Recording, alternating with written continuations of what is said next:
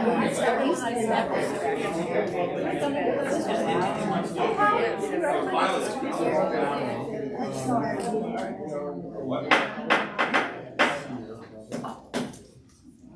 meeting to order. Is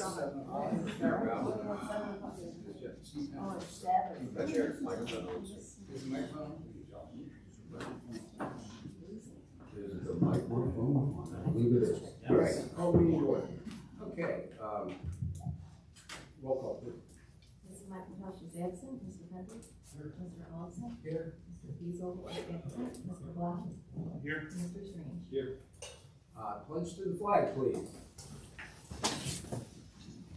I pledge Allegiance to the flag of the United States of America and to the republic for which it stands, one nation under God, indivisible, with liberty and justice for all.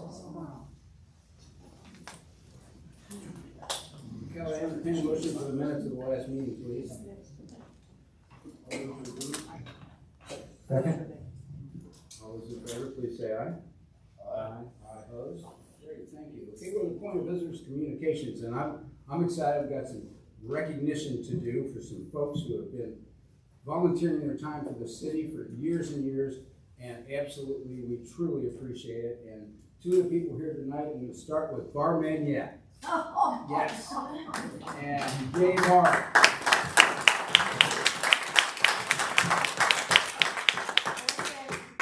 Come on up here. I've changed, because I can't get up by myself. Oh, that's all right. Thank you, dear.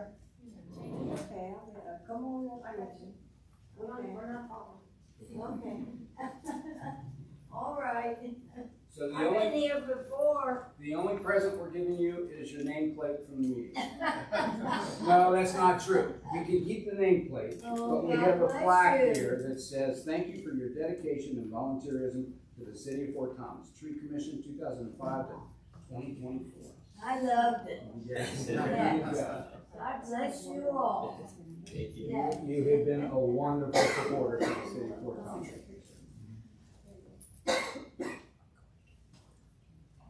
God bless you. Thank you. Yeah. Thank you, Shirley. Yeah. Thank you so much. Oh, I loved it. I couldn't, not go. That's great. That's great. I had to. It was so good. And they did so many wonderful things. With your help, and we appreciate it very much. Amen. And also Mike Rice. Mike. There you are, Mike.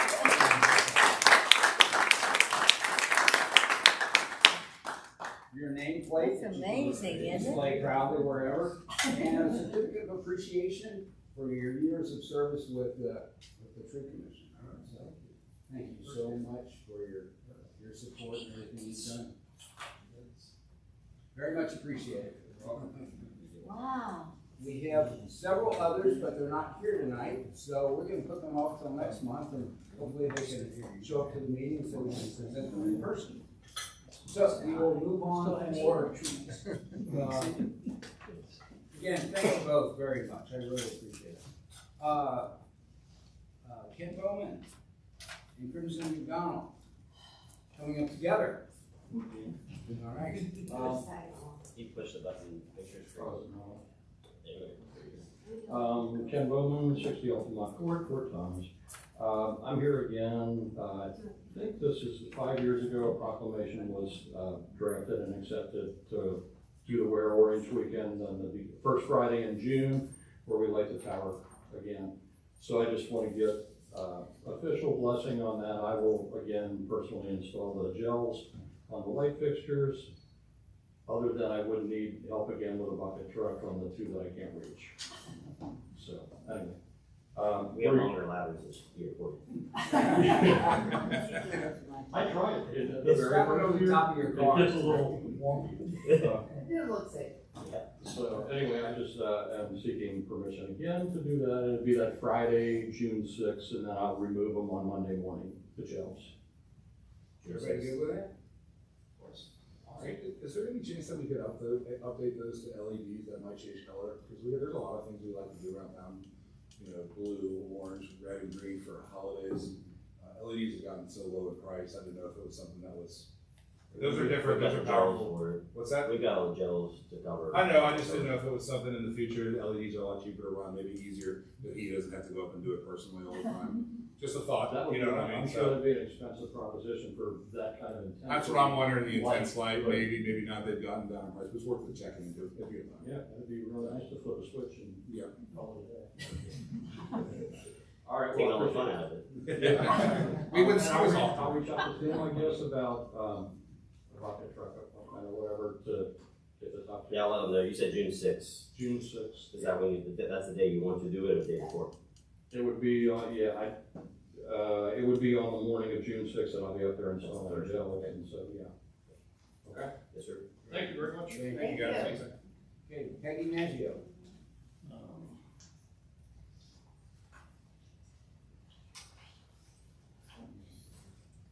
Good evening. I'm here to talk to you about a topic I've talked to you about before, and I don't mean to beat a dead horse, but I do think we need to revisit this. The zoning and land use portion of the comprehensive plan needs a rewrite, and it needs it now, before any more time and money is spent on a complete zoning overhaul that quotes the comprehensive plan as its basis, including increasing density in the business districts. I get that some city officials may want to get this whole zoning issue off of their plates, and I get that we are well in excess of $100,000 paid to CT for this effort. But neither of those are good reasons to continue until the foundation is good.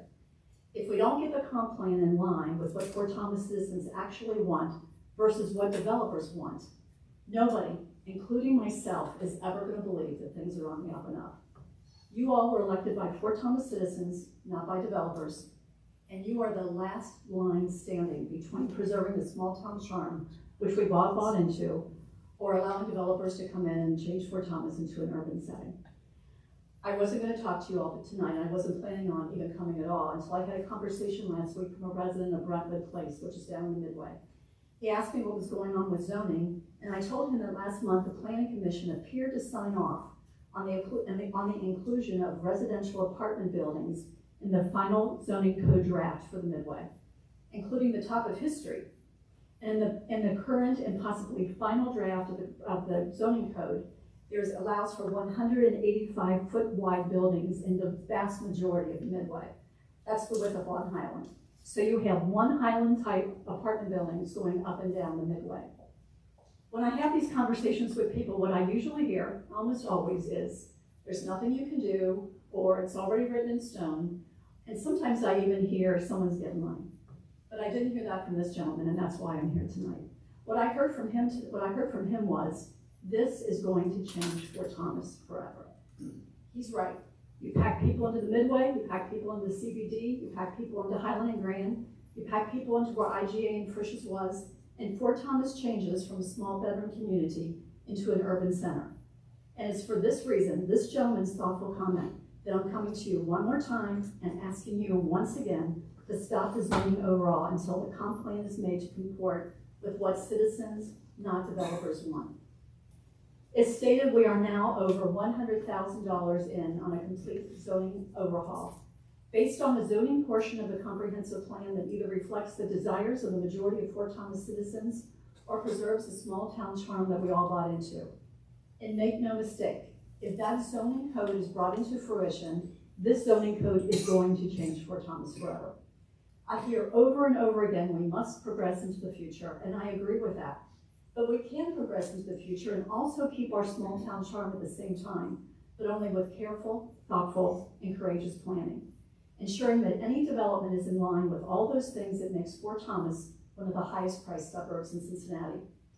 I was told last summer that Matt wanted to meet with me to work on the zoning portion of the comp plan. That effort resulted in a 1-hour meeting. None of the pages of the simple revisions that I suggested, revisions based on evidence, were adopted, not one. I was told that city staff would take it from there. That never happened. Instead, even though only 27% of Fort Thomas citizens want more housing in business districts, and only less than a third are in favor of adding density to business districts, this is exactly what the comprehensive plan calls for. And make no mistake, the comprehensive plan is quoted chapter and verse in the zoning code, the proposed zoning code. Why is getting the zoning portion of the comp plan is so important? Why do I come to you month after month and month after you ask me to do this? It's because it's the guiding document that any court is going to base decisions on. For example, Yocum versus the legislative body of Fort Thomas was a 2011 court decision involving a land dispute. In that case, the court relied heavily, if not exclusively, on the Fort Thomas Comprehensive Plan in coming to a decision against the landowner. Since the Fort Thomas Comp Plan is quoted chapter and verse in the proposed zoning code, I can't imagine that any court is going to base a decision on anything but our outdated and speculative comp plan. In addition, just last month, a very nice planning commissioner spoke to me after the meeting and said, Peggy, we can't just ignore the comp plan in doing the zoning code. Again, we're talking about a comp plan that calls for increased density in the business districts in contravention of what Fort Thomas citizens have said that they want. In the 2.5 years I've been coming before you, not one person has come before you and asked for increased density in the business districts. Not one. Instead, this entire drive for increased density in the business districts is being driven by a theory without one statistic that I can find to back it up, and I've researched it over and over and over again. I see a lot of theories about let's bring density to business districts and want all these businesses. I haven't found one statistics to back that up. And all we have to do is look at downtown Cincinnati to show that bringing increased residential units into a town center is not a guarantee for business success. Downtown Cincinnati, for the most part, is a ghost town a lot of the time. And again, it's not what Fort Thomas citizens want. You have an important meeting coming up in which you will decide many things related to zoning and related to this outdated and speculative comp plan, because again, it's in the zoning code. For starters, you have to make the very important decision about whether to even proceed with a complete zoning overhaul that's based on an outdated and speculative comp plan. So instead of racing to the finish line, or instead of racing to an artificial deadline, or worse, attempting to stop the bleeding of continuous payments to CT consultants by coming to a quick decision. In other words, before we go any further, let's actually get it right. Let's go back to the basics. Tonight, I'm asking you 7 things. First, I ask that you not be cowered by some artificial deadline in adopting the proposed zoning code. This is far too important to push ahead just to get it off somebody's to-do list. Next, let's actually have a written mailer go out to each and every household, letting citizens know what changes are being proposed for each district. Eric told us last month that he asked CT to provide him with a document that showed those changes. I would ask, when you get to the final draft, that a written letter go out to Fort Thomas citizens telling them exactly what's going to be changed. Kentucky statutes provide for a very, very bare notice. We're better than that. We're better than giving bare notice. I would ask that that be done in writing. Next, let's actually do what the consultant said way back in the winter of 2021. I brought this up many times. There's an actual PowerPoint presentation in which the consultants that did the comp plan came in and said, before you ever do zoning, you need to reconvene the Zoning and Land Use Committee of Citizens. I ask you to reconvene a citizens committee to do what Matt asked, to work on the comp plan. Next, let's do what the Planning Commission said they wanted to do way back in September of 2021. In September of 2021, Elisa Duffy Rogers came before the Planning Commission with a proposed text amendment. They wanted to change just the CBD to allow for 50-foot row houses and 50-foot large multifamily houses. The Planning Commission asked that it be stopped and the public meetings would be held. I asked the public meetings be held. I realize that the city has hired Lisa to conduct coffee and conversation meetings. However, the vast majority of citizens don't even know these meetings exist. Then if you do attend the meetings, you're talking to a consultant, not your elected official. Then if you talk to the consultant, maybe there'll be a 1 or 2 or 3 minute summary at the beginning of the Planning Commission. Citizens deserve to know what's going on. They deserve to come in front of you, their elected officials, and voice their concerns. Next, let's actually find out what the citizens want in 2024, not in 2016. Let's send out an actual paper survey to each household before we proceed with the zoning rewrite. Somehow, I can't figure it out, but Brainfield got to do this. So somehow it looks like rebranding our city, doing new t-shirts and new stuff on the side of the police cars is more important than citizens actually want to have their city to look like. Next, and finally, let's do what the law actually says. and revise at least the zoning and land use portion of the comp plan, taking into consideration what people actually said they wanted. It's interesting, if you look at the recreation portion of the comp plan, that survey is quoted over and over and over again. It's quoted in one place, buried into the land use and zoning section, and that section says that only 17% of Fort Thomas citizens want new housing types. But here we are. So, all of this is gonna take courage. It's gonna take courage to be the one to get up and say, just for now, let's stop this very expensive train and let's get the foundation right before we proceed any further. Let's get the comp plan in line with what citizens, not developers, actually want. I realize that, I don't think any of the council members here were on council when the comp plan was passed. And I realize the three of you are new to council. But what I need you to do is lean on your courage, the courage that got you to actually run for office in the first place. We don't have to throw the baby out with the bathwater. We just need to stop the train until we get the basics correct. Until citizens actually get the chance to create and adopt a new comp plan, or simply to revise the old one to comport with actual evidence. And then, and only then, should we proceed with a complete zoning overhaul. So let's pay attention to the gentleman on Brentwood Place, and let's not change Fort Thomas forever.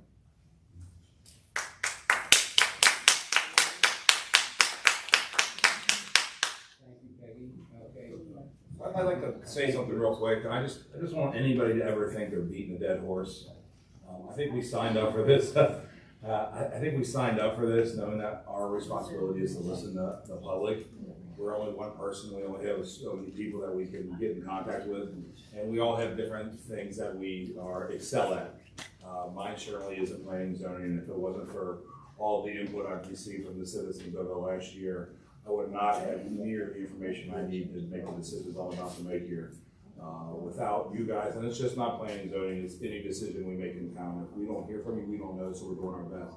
The more we hear from you and the better decision I can make on what you want, because we represent you. I just want you to, please don't ever feel like you're being a dead horse, you know. I appreciate you coming out here. Sometimes that's what it takes to get things done. You know what I mean? So, thank you. All right, thank you. Elder Landwehr.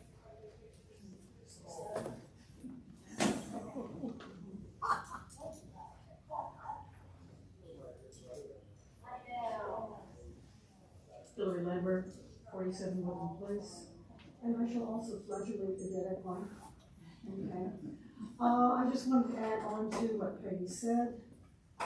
One Highland has taught us an important lesson about development in a town like ours. Yes, we have businesses on the ground floor there, and some of them seem to be doing pretty well. But the residences above it are not sold. 3 of them have been sold, and that's it. The nicest thing I can say about it is whoever did this badly really spread the market and the local scene.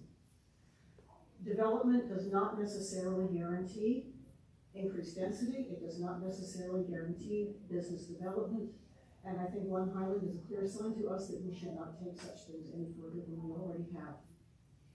Punto y aparte, as we say in the other language. Thank you. Elizabeth Allegrini.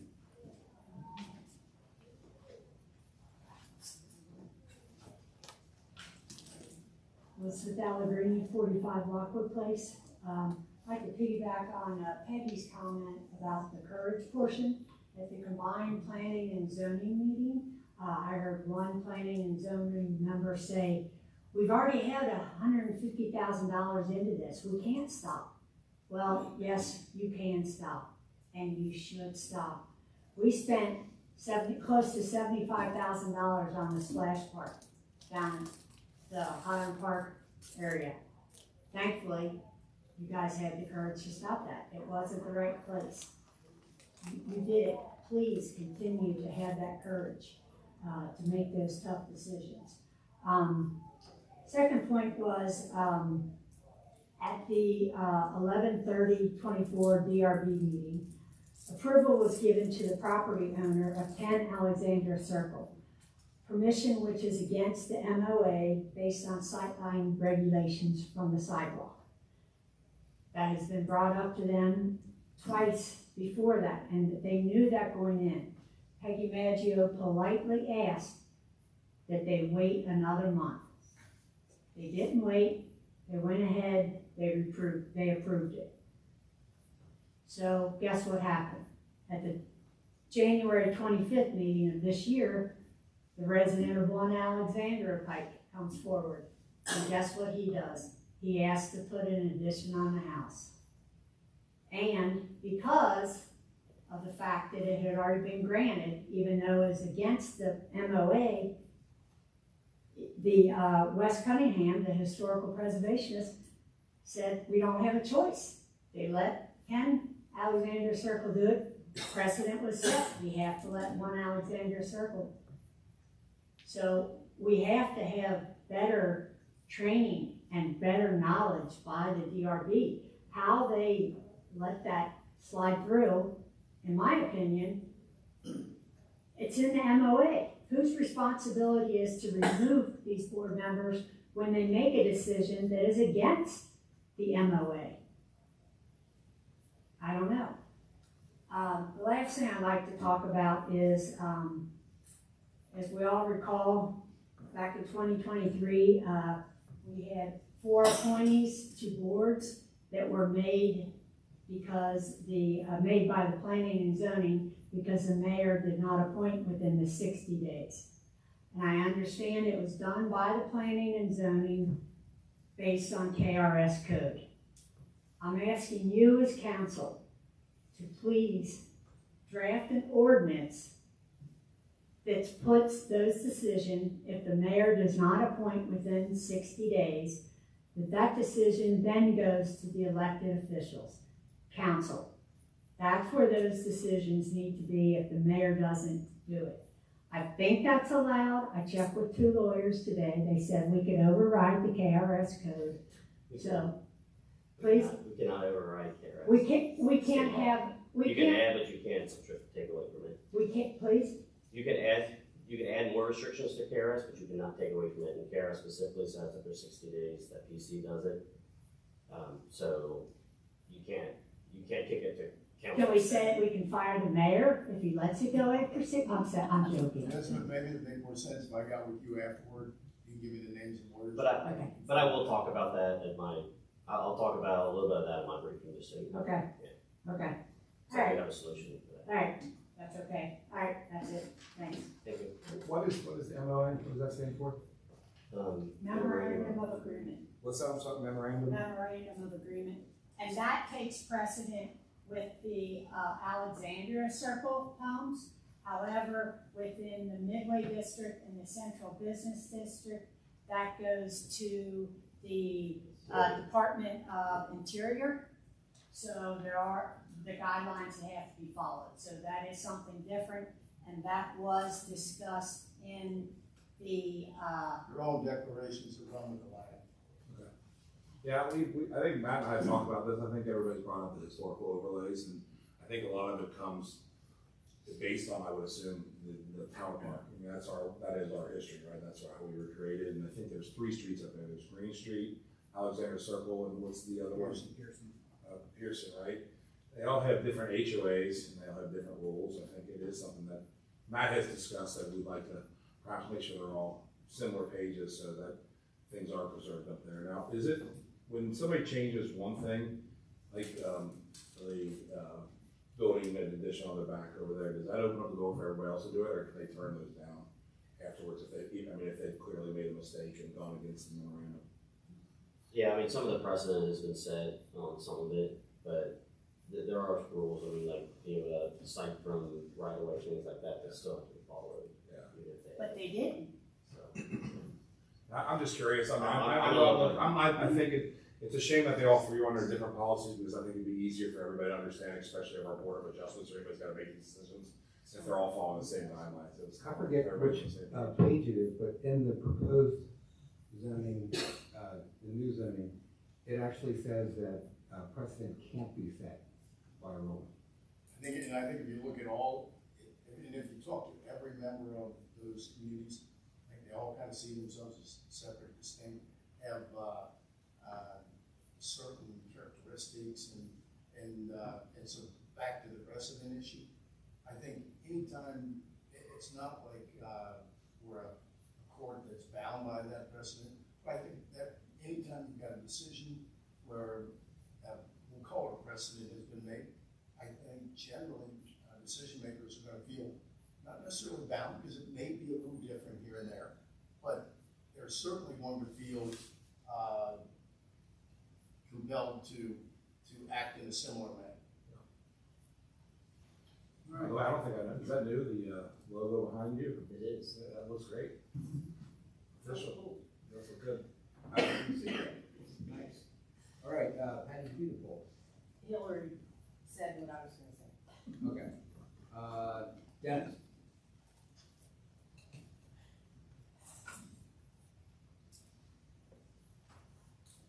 Good evening, Dennis Montoya, 40 Kathy Lane.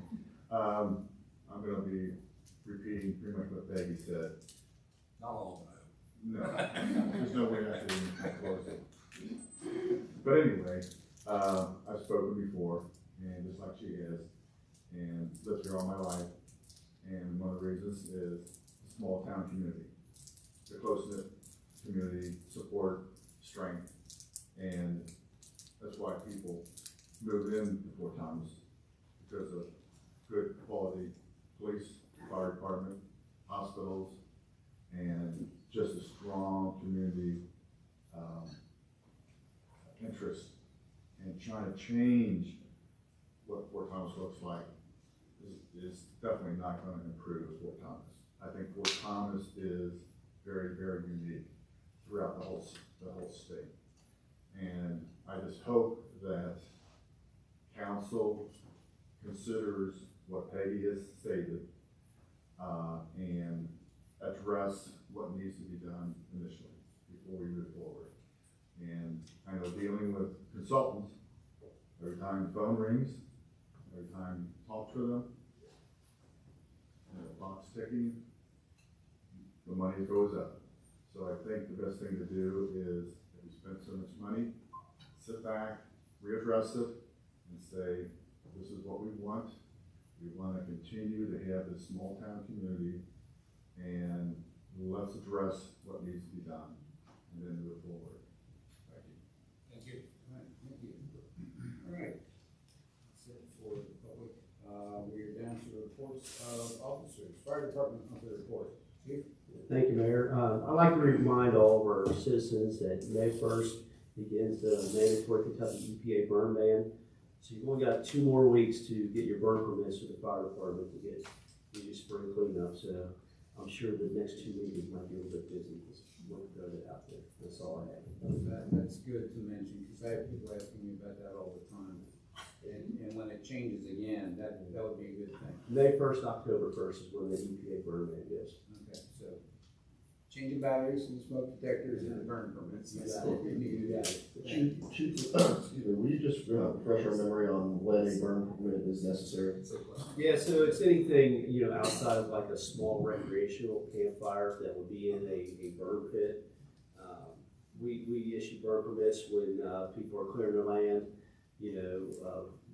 Over the winter time, you get debris falling down, tree limbs and that sort of thing. You can't burn leaves, you can't burn building materials or anything like that, just natural, just usually branches coming off the trees. We'll call a station, we'll send one of our guys out, we'll make sure it's far enough away from the house, make sure there's water source there, and then somebody stays with it the whole time. You can only burn from sunrise to sunset. And then we'll just give you tips as far as how to keep it going. The goal is not to create a lot of smoke and keep it safe. We start getting complaints when there's a lot of smoke, and there tend to be people want to throw some extra stuff on there, mainly leaves. When you burn leaves, it creates a tremendous amount of smoke, and then it's bad for their neighbors and everything else. Would burning a small and medium-sized Christmas tree at an outdoor fire pit require a permit? Asking for a friend. I don't know that. If you know what, if you cut it up into much smaller pieces, it would be fine. It would go up so fast we wouldn't even know. What about burning? So is this after May 1st? You're not allowed to burn anymore? Yeah, not for open burning. And what about burning stumps? Are you allowed to do that or not? Yeah, that kind of falls a little bit within that gray area. It does fall in the EPA burn ban because it's not for any recreational or religious purpose. explain that, so it does fall into. I- Was that a joke? I get It's not, Mr. Schneider can kind of probably understand that. I was supposed to laugh at this, you're smiling, I didn't. It's a way to go around, so. All right. You know, if you go to a campground anywhere in state park, you're gonna have a campfire. Yeah. You know, that does not fall under burn ban unless we have a severe drought condition. They'll throw up red flag warnings and we'll get that word out, but, and then for religious ceremonies, you know, there's some restrictions on that as well. Okay. All right, so they're cool. All right, I'll entertain a motion. Motion to receive and file. Second. All those in favor say aye. Aye. Opposed? Thank you. Police Department report. Thanks, Mayor. I just had one announcement as well. Saturday, April 27th, National DEA Drug Take Back Day. We do ours here from 10 to 2 here at the city building. We'll set up a drive-through outside so people can just pull right up and drop things off. We'll take unused, unwanted prescription meds, and Lions Club will also be with us to take no longer needed prescription glasses. That's all. Entertain a motion. Motion to receive and file. All those in favor say aye. Aye. Opposed? Hey Casey, I saw that they had a busy month last month. Last 2 months. Yeah, I noticed how last month was, okay, but this month was. February is usually the slowest month because of the weather. Yeah. This February wasn't slow at all. Past 2 months have been really active. It's all right, you can, All cracks, yeah, gotta crack it down from month to day. Thank you. City Administrator's report. Mr. Cameron. Thank you, Mayor. We are working hard on the budget. The Finance Committee meeting will meet next Tuesday for a first run through to discuss the amended 23-24 budget and discuss the 24-25 budget to include all the city projects and capital improvements that's listed in that. We are targeting to have our first reading at the May council meeting and the second reading at the June council meeting. We always have the June 3rd meeting set in case we do need that, but if council's comfortable enough, I'd like to try to start getting it early enough to where we don't have to have that extra meeting just to come in and have first reading. So we'll see how that goes. That's the timeline that we're aiming for, but we'll find out next Tuesday once we discuss that. We'll also be discussing the tax increase at the same meeting as requested last year. So that'll be next Tuesday morning. Tower Park Playground, they are working on it. I'm not gonna give dates out anymore because too much frustration in my voice. But we are shooting for July 4th. It will be open to kids on July 4th. At some capacity, we might have some stuff roped off, but that's the guidance I've given to the construction crews because we've been having some delays due to weather, and also they failed to plan on some of it as well, which is why I'm kind of pushing it a little harder. But if you haven't seen the playground, wait till about Thursday, Friday, and go take a visit. It'll be a much different playground than last week. So they are making a lot of progress. Last week we did have to make a decision to remove one of the large oaks that's in the middle. Once we started looking at it, we had an arborist come out because we had some branches that were already cracked and hanging really high that were going to need to be removed so they didn't fall on the workers or kids moving forward. Once we started exposing some of the roots for some of the construction, it wasn't going to outlive the equipment, and we were actually going to have to limit some of the equipment in the playground. So the decision was made to take that one out. To just so everybody knows about the tree situation, with that one removed, we've removed 8 trees for that project, but we'll be planting 35. So on that hillside by Green, they'll be planting large oaks there. So it'll be a really nice area we're focused on replacing all the large trees we have around there. So when they do time out in the next 10 to 30 years, we should have some really good growth there to complement that. So it's actually a really good planting plan that they had. We've had a couple more since we took that tree out that we're trying to do it towards the front, the amphitheater side. That way when that large oak and the other large oak does eventually come out, we should have 10 to 20 years of oak growth. So it's a good plan. So just be looking at that, but we are still pushing for July 1st to be as done as we can, but there will be kids on, I told them, so we'll be ready regardless. I'm not fighting kids on the 4th of July, so we're just gonna make it safe. The pickleball at Highland Park, the bid opening is this Thursday. We discussed that last council meeting, so bids come in good on that. We had a bid come in for the pathway around the tennis courts, which I rejected. We're gonna wait on that. It came up, it was supposed to be about 50,000. It came out to be about 75,000. So with the asphalt plants, so I'm hoping that we don't get the same thing at Highland Park, but we'll keep our fingers crossed, and we'll find out Thursday. So I'll notify council probably on Friday of the outcome once we can take a look at all the bids. But that'll be coming here quickly. The sports complex, the track and the soccer field, and Tower Park.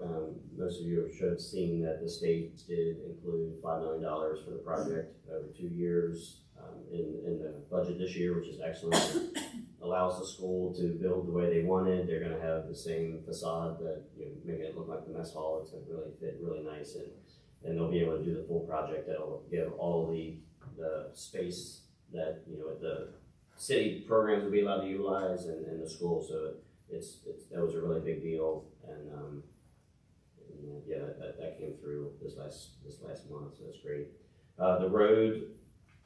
The road from Sargent Avenue to Army Reserve Road, that will be swapped at the end of this week. So I don't know if you've been up there, but they have the new road laid, so they will be switching over this week. So that'll be nice to get that part of the project complete and have that access. So then now what that will be is access from Sargent Avenue. Sorry, the names for some reason they're messing with me today. Sargent Avenue to River Road, so it'll connect that way, and then the part will most likely be blocked off for the rest of the project the other way. So we'll see how that goes. But if you haven't been up there, you can take a look at that before it gets open here in the next week. The last thing is legislation on the agenda. We do have 13 appointments, and as I sent that out to council, I tried to make a spreadsheet just so council kind of understands. 13 appointments in 1 month should not happen, and the reason of that is it's years of not having them spaced out properly. So that's why I made a spreadsheet just to show council that this is the last time that we're going to have anything like this. We have the new legislation spaced out, so the max you should have for even the larger board should be 2 people a year. That should be the max that we should have. So this will fix that. It definitely is not something that makes me happy, but we're gonna get that rectified this time. So moving forward, it won't be that extreme. Additionally, I've met with staff. We will be notified. I'll be notified 90 days out from any board.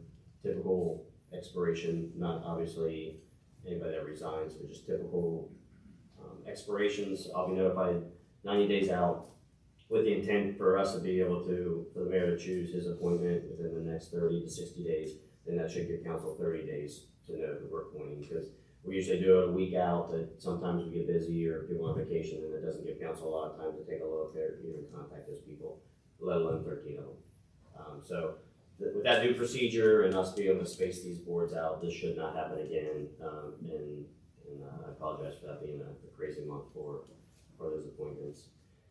The additional legislation on there is updating the Renaissance Board.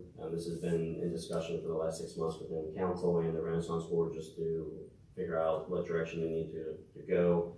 So the big change on this is they've had a mission change than when I first got here. When I first got here, the REN Board actually approved road grants, which I changed once we saw that and discussed that. So the thing that the mission for the REN Board now is to lead our events and programs that the city has, and that's the extent of their mission at this time, which is a change in the municipal order.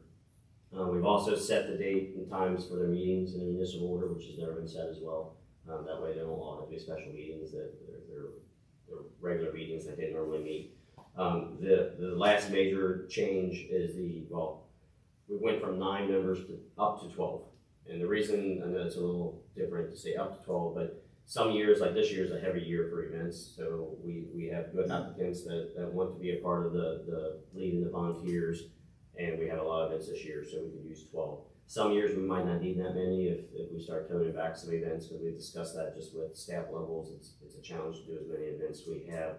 So at least allows some flexibility to, if we have a couple people that want to get off the board, that maybe we don't fill them because we won't need them this year. So that's the change there. Additionally is the change, since this is a staff-run board, they execute the events that the staff has put together and that council has approved budgetarily, and they don't make any decisions on budget, policy, anything else, right? So I've asked that instead of any new appointees have to go, the mayor appoints and the council has to approve, that it just comes, it is recommended by the Economic Development Events Director and then gets approved by me.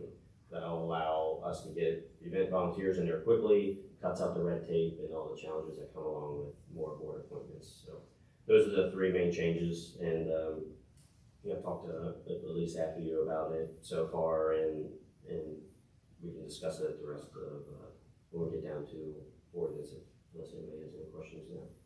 If anyone has questions, that's all I have. I have a couple questions. Yeah, I want to talk about that when we get down to that one. I think we discussed it a little bit. I think what you're doing is great. That board is a fantastic board. For those who don't know, I was on the Renaissance board for a while. It is a dedicated group of individuals who really care about the city, man, and they do not get enough credit, to be honest with you. Our events would not happen without them. We just don't have staff. I personally think we have too many events, and then they get humble, but we have a lot going on in the city. They're motivated. They want to do more. They're doers, that's for sure. I want to bring up pickleball real quick. I just wanted to know if you could reach out to the coach for Ryan Alessandro cross country team, because since we were going to be working down there, he said that he could use the outfield if we just installed a gate and then to start at the ball field. I talked to him a couple months ago about. Okay, I just want to follow up, make sure that I don't know when his season is, but I just want to make sure that we aren't interfering with it at all and make sure we get a good spot for him to start from when that comes. What else do I bounce around my notes here? What is this? When you're talking about the redoing the asphalt around the course, I know it was brought up a couple months ago. To really question, are you just talking about redoing what is currently there and fixing it up, or? Well, the last bid I had a couple additions to the bid as options, but the purpose of that was to do a paved quarter-mile strip around the tennis courts. There's already a path around it. But the goal was to have people that have difficulty walking, strollers, parents with strollers could be into the woods, which is really nice if you've ever had physical ability or lack of ability to be able to go on trails. It would allow you to be able to be in the woods for a quarter mile. So it was a project that I was really excited about. But it would be wide enough for two strollers was the goal, so parents could walk kids in the back. The bids came in about $70,000 to do that when it was supposed to be $50,000, and I'm just not. I didn't want to spend that much on. I appreciate it. I think that's great. I agree. I wasn't sure the length or the distance on it. I wasn't. Yeah, it was going to be 5 feet by in a quarter mile. We have all the construction going, so I can put it out to bid at another time. I haven't fully talked with Frank yet just to see, but I just felt like $75,000 was a little too much. Maybe if we all bid of it our out projects. at the same time we do our streets, if we use the same equipment from the same person, we might be able to do a little bit. Yeah, that's what I'm hoping. $50,000 seemed like it was a really neat project, but when it came in that high, I love giving access to our environment for everybody. I think it's great. And it was a really exciting project, but I wanted to wait a little bit on that. And then I wanted to talk about the reappointments. I just really want to thank you, Tim helped, whoever helped you with getting all these done and getting them organized. I don't know if he explained it, and I'll probably trip this up a little bit. The appointments should be 1, 2, 3, 4 year appointments. Basically, they're supposed to stagger, so that we never are on a wall or don't come up these things come up last minute, and I just this isn't on you that we wouldn't do this with Tim or anybody else like that, but for me personally, and everybody keeps telling me trust the process, trust all this stuff, and they see me get frustrated or annoyed with how things are on council. It's because stuff like this. This shouldn't be happening. I've had to deal with it for years. It's not being done correctly to follow by ordinance, and it's gotten out of line because I just think that we will run well. A lot of handshakes, putting the cart before the horse a lot, and it's irritating. And this should never have happened. But it's not on you, and I really, really appreciate you taking the time to get us organized so that we can have the people get better faith in how our system is run. And I can see how it can get out of control. You're trying to make last minute stuff, and you want to make sure these boards are full because it's very important that they show up because 1 or 2 people not there can change the outcome of the decision they make, and it's important for all the people to be in the room and be educated. And when we get down to it, some of these applications you have are pretty complicated. I probably don't get to see them, but the two of you guys, I mean, they're studs. You know, so just want to thank you for getting us back on track and getting us on. I know it wasn't easy, probably a lot of time to 1, 2, 3 year get spaced out. It's not simple, so thank you for that. Okay, thank you, Matt, appreciate it. Report of committees, we have none, old business, new business, and the finance committee report on disbursements. Report of disbursements, March 16th through April 12th, 2024. General fund, $826,749.05. Public Works KDOT fund, $5,928.55. CBD revitalization, $25,860.84. Waste fees, $129,429.12. Total $987,967.56. We, the undersigned members of the Finance Committee, recommend that warrants number 25197 through 25313 be approved and the treasurer be authorized to issue checks for their payment. Mr. Henry, chairperson, Mr. Strange, member. Entertain a motion. Motion. Roll call vote, please. Mrs. McIntosh. Mr. Henry. Mr. Ellison.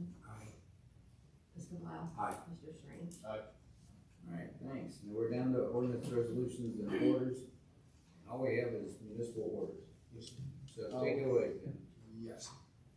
Municipal order MO 05-2024, a municipal order reappointing Dan Failer as member of the Planning Commission of the City of Fort Thomas, Campbell County, Kentucky, and setting his term of office. Entertain a motion. Are these just move to approve? Move to approve. Is there a second? Second. All those in favor, say aye. Aye. Opposed? Thank you. Municipal order MO 06-2024, a municipal order reappointing Jim Beinecke as member of the Board of Adjustments of the City of Fort Thomas, Campbell County, Kentucky, and setting his term of office. Move to approve. Is there a second? Second. All those in favor, say aye. Aye. Opposed? Thank you. Municipal order MO 07-2024, a municipal order reappointing Dave Wormel as a member of the Planning Commission of the City of Fort Thomas, Campbell County, Kentucky, and setting his term of office. Move to approve. All those in favor, say aye. We should all be pretty good at this one, actually. You have to be good at this. So we're repetitive. I like this. You gotta do whatever. Municipal order MO 08-2024, a municipal order reappointing Jerry Noren as a member of the Planning Commission of the City of Fort Thomas, Campbell County, Kentucky, and setting his term of office. Move to approve. Second. All those in favor? Aye. Opposed? Municipal order MO 09-2024, a municipal order reappointing Tim Michael as a member of the Planning Commission of the City of Fort Thomas, Campbell County, Kentucky, and setting his term of office. Move to approve. Second. All those in favor? Opposed? Municipal order MO 10-2024, a municipal order reappointing Larry Schultz as a member of the Planning Commission of the City of Fort Thomas, Campbell County, Kentucky, and setting his term of office. Move to approve. Second. All in favor? Aye. Opposed? Municipal order MO 11-2024, a municipal order reappointing Barrett Petracco as a member of the Design Review Board of the City of Fort Thomas, Campbell County, Kentucky, and setting his term of office. Move to approve. I'll second. All in favor? Aye. Opposed? Thank you. Municipal order MO 12-2024, a municipal order reappointing Mark Thornauer as a member of the Design Review Board of the City of Fort Thomas, Campbell County, Kentucky, and setting his term of office. Move to approve. Second. All in favor? Aye. Opposed? Municipal order MO 13-2024, a municipal order reappointing Jeff Sackenheim as a member of the Design Review Board of the City of Fort Thomas, Campbell County, Kentucky, and setting his term of office. Move to approve. Second. All in favor? Aye. Opposed? Thank you. municipal order MO 14/2024, a municipal order reappointing Benjamin Novosel as a member of the Design Review Board of the City of Fort Thomas, Campbell County, Kentucky, and setting his term of office. Move to approve. All in favor? Aye. Opposed? Municipal order MO 15/2024, a municipal order appointing Mike Morgan as a member of the Fort Thomas Board of Ethics for a 3-year term. Move to approve. Second. All those in favor? Who stepped down on the Board of Ethics? Mary Brad. Oh, that's. Yeah, so Mike Morgan was the alternate before, correct? Right, he's the attorney from, yep, that's right. So now is it Mike, Corey Plybaum, and who is the third? Hang on. Because didn't Derek step in as an Yes. alternate, right? Mike Federer. Yes, Mike Federer. Right, and then we had Derek step in as an alternate. Municipal order MO 16/2024, municipal order appointing Randy Schultz as a member of the Board of Adjustment of the City of Fort Thomas, Campbell County, Kentucky, and setting his term of office. All those in favor? I think Randy also deserves an award for the best application we've seen so far. If anybody hasn't seen any applications and these guys are went through it, his picture's on there, but I mean, I want to reiterate this, Randy Schultz and this Brandon Rayborn who are coming on here have extensive backgrounds in engineering architecture. I mean, they are absolute dynamos that we were lucky to have. We were lucky to get these two, I think, so. Municipal order MO 17/2024, a municipal order appointing Brandon Rayborn as a member of the Board of Adjustment of the City of Fort Thomas, Campbell County, Kentucky, and setting his term of office. Move to approve. All those in favor say aye. Aye. Opposed? Thank you. Municipal order I think MO. before we read this one, do you want to discuss it, or do you want to make this Renaissance? This is mid-Renaissance. We'll wait for discussion, we'll do it first and second, First, if we. then we can have discussion. We can do whatever. I mean, I just don't know if we'll get to a first or second, we need the first, second, we have to vote on it. Right, You so, read it, we have a motion and a second, and then we'll have discussion. this is, I get confused with this, a motion and a second is two people approving it, right? No.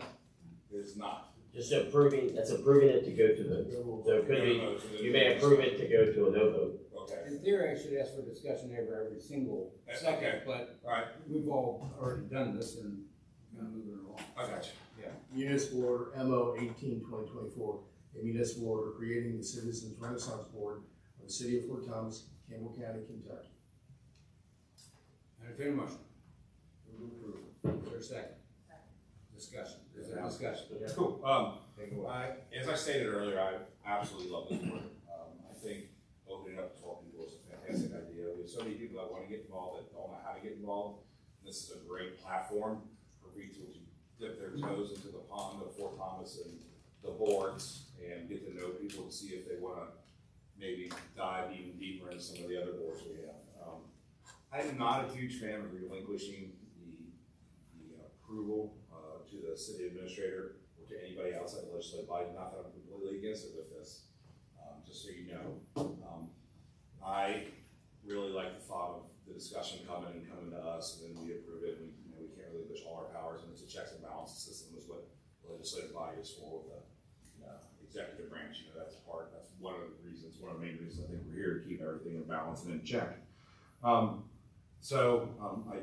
I talked to you earlier about this. I know I discussed it with Andy on the phone, and you discussed it with Andy, and Andy had some great ideas, but I think that before we go too much deeper into this, with this, and I'm not opposed to this, and we talked about maybe even breaking it down so it's not as, I don't know, I don't want to say structured, but maybe it's not a board. I mean, there's a lot of work that goes into it, and I don't know how you want to go about this, but I think it would be I know it would benefit me if I knew their exact parameters of what they're allowed to do and what they're not allowed to do. Because when I was on the Renaissance Board, we actually created events. We like the stuff we brought into the city. I mean, I was in charge of a few events. I helped with the Veterans Event. I did the cake, the Coca County cake run, the cake when we went to different bars and stuff like that. We had sponsors, so we are allowed to create events and do things, right? So I think it would really behoove us to, maybe get a definition, I don't know of exactly what they do and how they do it, and what their control is before we relinquish any of that.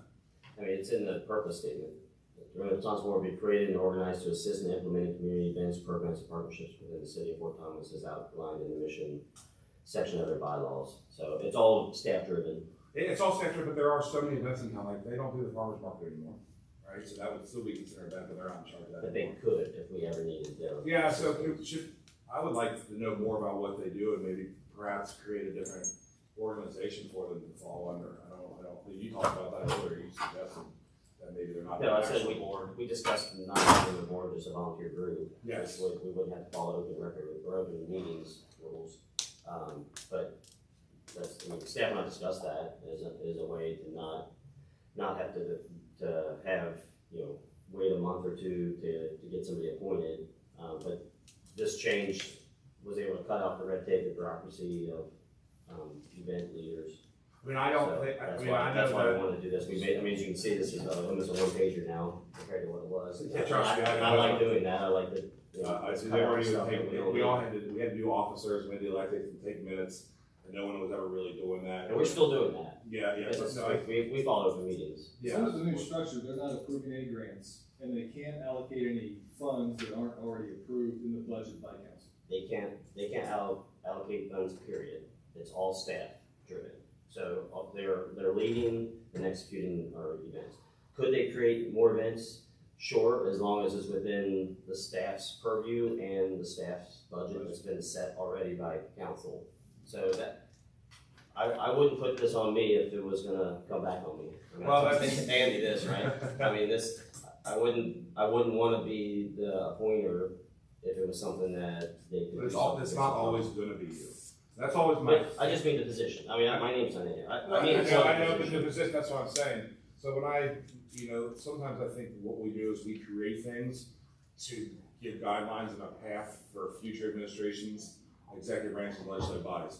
If we take away those, we don't know that you're gonna be in the place, and whoever's beyond you, there's gonna be another mayor, different city attorney who's gonna interpret things, different councils. So I think part of our job is protecting, the way the structure works and not just giving it away. I mean, we are. What do you think would change for you to approve it as opposed to me approving it today to get 3 more? Well, I think that there's 6 more people looking at the application, the person coming in, and maybe there's something that's in there. Is there, Matt, is there anybody right now in the queue that is waiting to get on there?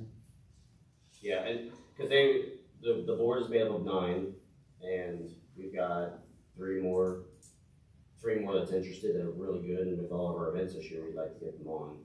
Well, you can still go and participate. When I did Renaissance. I get it, but it's a difference between participating and being on the board. It's Well, So- you all have to remember that this originally was based on the Main Street program. And I was the chair of the Main Street program in Newport 20-some years ago. It's very defined. There's 4 different steps, 4 different things that you do. And there is a lot of authority, and yes, I would definitely not want this body to approve it if it was still the Main Street program. But what has happened over the years is we've realized that we don't really need to have all those parts of the Main Street program.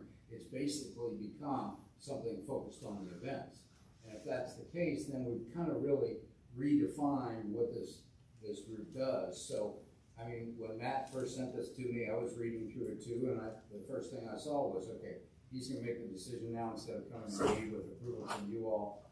And then I realized as I read it more thoroughly that we're basically abandoning the Main Street program and going to something that's very specific to Fort Thomas. It's very beneficial for Fort Thomas because of all the events that we do have.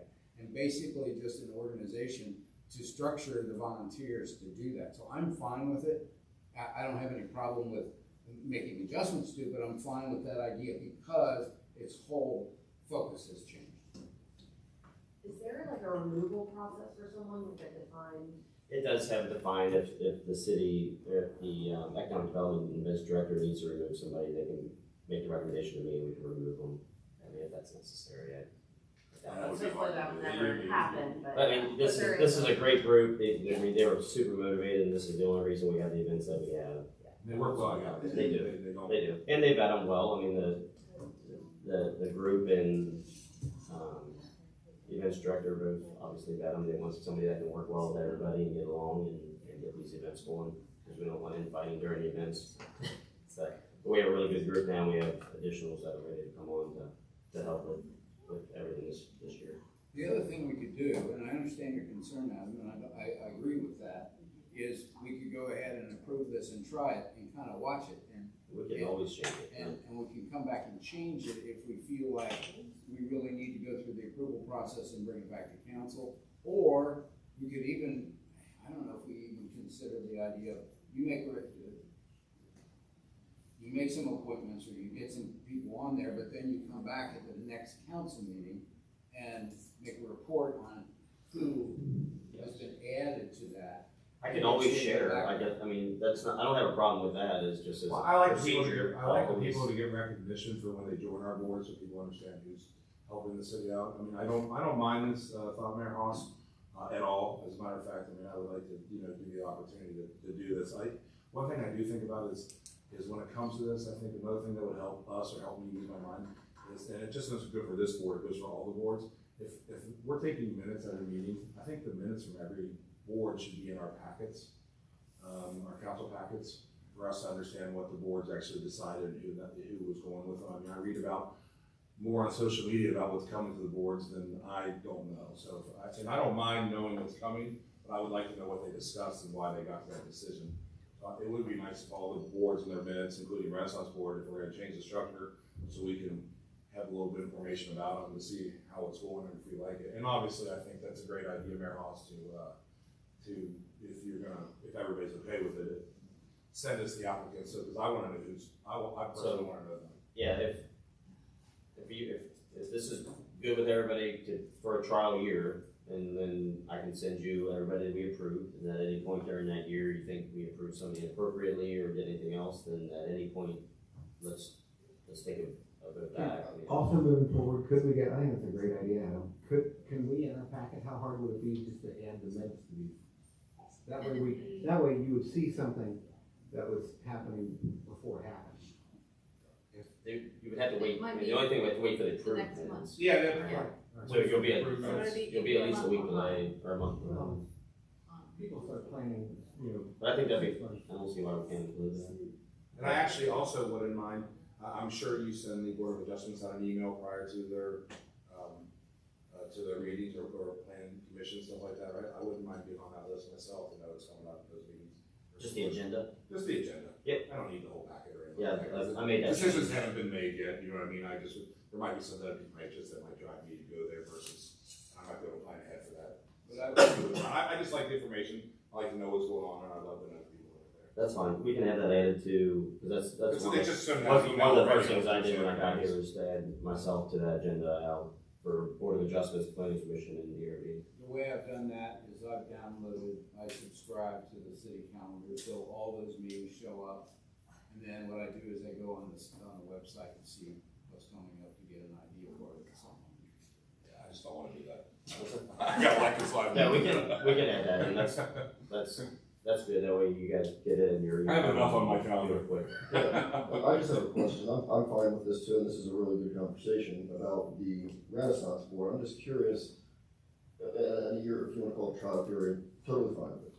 I can't fathom in my head a circumstance where an inappropriate person would ever get appointed anyway. I mean, these people are vetted by the current board before they come to your desk, other than perhaps really poor attendance or something of that nature.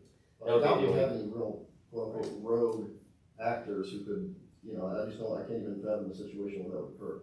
Yeah, the only time we would pull somebody off is if they just stopped coming and we had somebody else that was interested type of thing. I mean, I'm sure that's the only reason we would have. I mean, I would say there's always something, you never know what you can dig up on something, especially if you do research on social media these days, you can hide for long from stuff, but I agree. I think this is the nice way to move forward, but you know what, you did bring up attendance, and I do think it's something that we need to start paying attention to on all our boards, on who's showing up and when. I think Renaissance Board maybe gets a little bit more leeway than the other boards because of their volunteer actions, but if someone's not showing up to these meetings, I've said it before, and I'm not gonna say what's been happening in the last few months. I know there's been people missing, but I don't know if it's because they didn't get an appointment, if we were short, I don't know. But with all the people not there, it can really change the outcomes of the decisions, because all these people have a different input. And if you go from 7 people to 4 people, which is then quorum, then you're losing 3 potential votes, and you just never know how it's gonna go. So I think that attendance should be a big thing, for any of the boards, and if they miss more than 3, I mean, I wouldn't wanna say get rid of them, but a 3 in a year, and say, hey guys, we're counting on you. We can look into see why they missed it, you know, if they had something extreme, but if it was 3. I know there's always 3 vacations, maybe. Yeah, right, you know, I mean, you know, it's the same meeting every month, and I understand that, Okay. you know what I mean, so, but, I definitely don't wanna put the call on them so bad they don't wanna be part of it, but it's also, it's an important role in a sense. Okay, we're ready to call the question? Is there I've never been to a Renaissance board meeting, so there's a chair of the board. Is it run by, is the meeting run by city staff, or is it run by the board? It's run by the board. Technically, they have a chair, vice chair, and a secretary. So they get. But the events director is always there. Yeah, and then they run with city staff. Any other discussion? No, thank you for putting this together. I'm glad we have you. I trust you. I just look for, I don't look just for what's currently going on. I look for future situations where might be a problem. So. Okay, so I'll call the question, with a motion and a second. All those in favor, please say aye. Opposed? All right. I would also like to reiterate what you said, Adam, about the reappointments. That has been an issue that has been ongoing for 3 mayors and 4 city managers. Our reappointment process has been in chaos for that long. It's tough to follow those guidelines. It's not easy to keep up with. Well, and because of that, it was always falling through the cracks. And I know Ron, the last city administrator, made a concerted effort to at least get the process of doing interviews and getting resumes and really checking the backgrounds of people. So we got that part of it done. I'm real excited about Matt getting the rest of this done and getting it set so that it's just automatic, because it has been kind of haphazard for a long time. And I don't want to put blame on any city administrator or any past mayor, but that's just the way it's been. And I'm really excited that we're getting it fixed. So thank you for doing that. All right. I guess we are finished. I'll entertain a motion for adjournment. Move to adjourn. Is there a second? All in favor, say aye. Aye. We're done. Thank you all very much. Thanks for coming. Make it official.